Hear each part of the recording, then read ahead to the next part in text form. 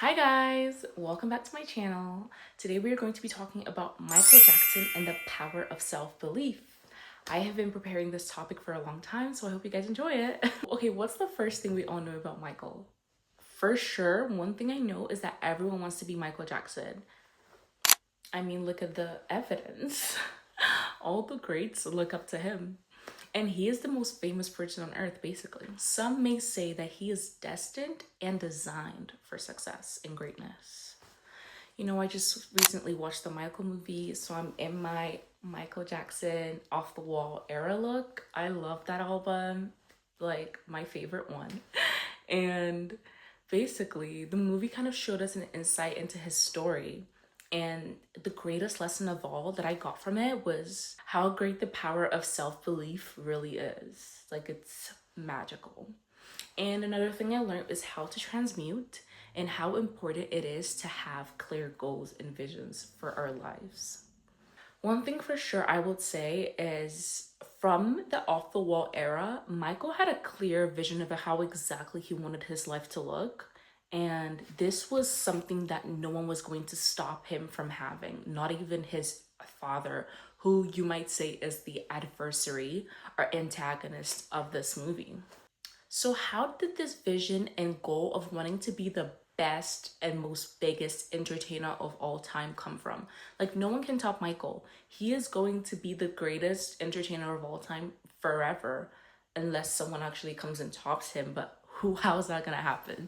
Like, he was the most famous person before there was even internet. He made record breaking albums. Like, this guy was just like really revered for just being so amazing. And this had nothing to do with his father or his childhood success. He was determined to make waves in the world. But one great thing about Michael Jackson that I learned from the movie is that he never gave up and he was always determined and set out to do what he wanted to do. He never let anyone stop him. Like, there was a no in his books. He was like, you're just not the right person to ask. And there was a no, oh, I can't do this, because he had the belief that he could do everything. He could do anything. He was very big on positive affirmations and writing down his goals clearly and stating them like a fact. Like one thing he said in the movie is that if I can see it, I can do it. That's freaking powerful. And it's very true. You know, imagination isn't something that's just completely fake. It's definitely real. The same amount of energy it takes to do something is the same amount of energy that it could take to think about it. So if you have a clear vision in your head, if you have a clear picture of what you want to do, then you can do it. There's nothing stopping you but yourself. And he never got bigger than the program. He knew that he wanted to become a record breaking artist, and he knew that he wanted to be involved in music in such a divine way. That's why he was like, if I don't get up to go put this song idea out into the world, then God is going to give the idea to Prince. Because he knew that this was not just him creating him with himself, he was co-creating with God and the divine energy all around us. So being able to serve humanity by serving yourself and serving God in being able to create, because we're all creators, is just so powerful. And he's so smart. The way he's able to do these things so effortlessly is beautiful. Like, people don't think being childlike or humble does anything for you, but it absolutely does. Because when you get to that level of fame, how do you keep sane in this world? By having a clear vision and by knowing what you're here to do. You don't get bigger than your goal, than your program. You stick to it. Even if people wanted to make him bigger than the music, he always said, no, I'm so humble, heal the world. So I love Michael Jackson, guys. And this is a funny question, but if Michael Jackson's father was not in the picture, would there have ever been a Michael Jackson? It's a very interesting question, because I believe, sadly, no. You know, seeing the kind of energy that was surrounding his childhood, it was like, you make it or you die. Like, and that's really sad. And I feel so sad for him. But the level of tenacity that probably gave him to excel by himself, we're gonna get into it because this conversation is just wonderful. So Michael Jackson's father, I would classify as a necessary evil. And Michael abandoning his father by the end of the movie, kind of like leaving him for dead, was also a necessary evil. And it's so interesting because I just feel like circumstances are really strange and hard for us to comprehend. But one thing remains true: you are the first cause of your success. Michael being able to sing so beautifully made his father see something in him, and he was determined to make this group a success. Being able to cut away from the group and creating his own album, rebrand himself, brought him to more incredible level of success. You know, like people say, like, I'm Michael Jackson, you're Tito, because sometimes, like, if you've never heard of the Jackson 5, you can't even pick apart the brothers, but you can always pick apart Michael. Like, come on. And that's because he was the first cause of it. Not saying that everyone else did not want to be as famous as Michael Jackson, but he had a clear as goal and he wasn't stepping for nothing to achieve it. And I believe that's something he might have learned from the struggles of living with Joe Jackson. And I feel like being able to transmute that kind of childhood pain is really incredible. He basically flipped the script. I'm not saying evil is good, I'm just saying conditions don't exist. You are the first cause of your own success. So anything that's happened in your past, don't be a victim to it. Figure out how you can make yourself greater. Best revenge is your paper, literally. It's all about your state of being. It's not about what you do, it's about who you are. Because he could have gone out to the world and tried to make an album or tried to rebrand himself, but nothing would have stuck if he did not have the state of being that he was the most greatest entertainer ever. He put on his black blazer, his white shirt, the tuxedo shirt, and he just stood in front of that wall and he just looked amazing and he just made the greatest album. And I'm pretty sure he lost a Grammy to Billy Joel, which he should have definitely won that Grammy. And it pissed him off so much that he said, this will never happen again. And then he created Thriller. And Thriller was even more record breaking. And then he just kept going. Then you see Bad. And you just start, no one can top Michael Jackson just because of that. He was an opportunist. He wasn't going to let anything bring him down. Like, oh, you're not going to give me a Grammy for Off the Wall? Because what? Because why? Like, you're not going to put me on MTV? Because I'm black? Like, who are you? Like, nah. So he's just so cool like that. Like, no one can tell him nothing. He was very solid in his state of being. He knew who he was. He knew what he came here to do. And he was not going to let anyone stop him. That's the first law of the universe. All is mind. If you get your mind right, then you're good.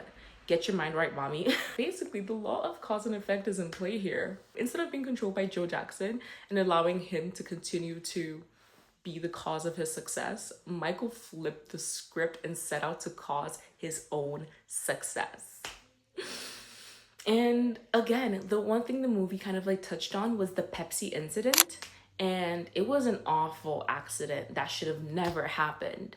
But Michael did not let that stop him. He did not let it push him down into self-annihilation. Instead, he saw the good parts. He said, this is making my vision clearer. This is going to help me bring more joy and love and peace and the importance of children and healing the world into the front lights, because everything was about him at that time and about this incident, and everybody wanted to know if he was going to be okay. His fame was at a record high and he took that opportunity to pass a message, and he rebranded himself all over again. It's just like, you can't stop this guy. You can't break this guy. And I love his songs. He has so many songs that are like, I'm untouchable, I'm unbreakable, I'm invincible. Like, he is, oh gosh, I just can't. I love Michael Jackson. So that's basically it. Sometimes something bad happens to you, but you don't need to deal on the negative aspects of it. You need to deal on the positive aspects of it. You need to wake up every day with the ideas and the strength to be able to help the world, to be able to find purpose. Find purpose in serving others, and that's basically going to serve you, and that's abundance. And I'm not saying Michael was a godsend. Like, we have heard about how he literally owns the Beatles catalog, which is about $2 billion. So he put on this like wonderful exterior with the sweet voice, and everyone thought he was such an angel, but at the same time he was bad. And that's truly how it is in this world. Karma doesn't really exist unless you believe it exists, and you can be good and bad. All that is happening is you're causing something and you're receiving the effect of it. Sometimes you do something bad to discover something good, like how Joe Jackson hurt Michael, but the pain of what he went through like prepared him for incredible greatness, and it's not good.